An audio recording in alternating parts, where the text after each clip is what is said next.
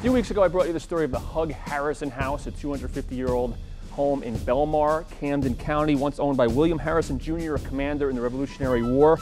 There are people at all levels trying to save this thing, from members of Congress down to volunteer preservationists. And then in the actual pre-dawn darkness, the state came in, knocked it down.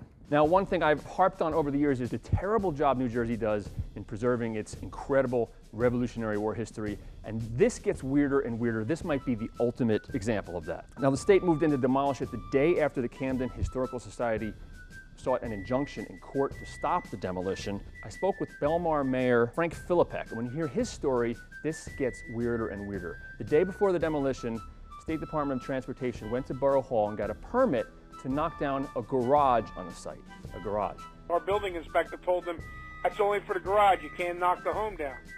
Oh, we understand. Next day at 6 o'clock in the morning with 3 state police cars, they locked off the cemetery, went in and knocked the building down in 5 minutes and left. They had no permits. The state needed the land to build a sound barrier for a highway, and they do argue that the house was beyond saving. They haven't said much since then. Preservationists dispute all those facts. And what's interesting here now is the state might be on the hook legally because the house was actual evidence in a court case. So this could be destruction of evidence.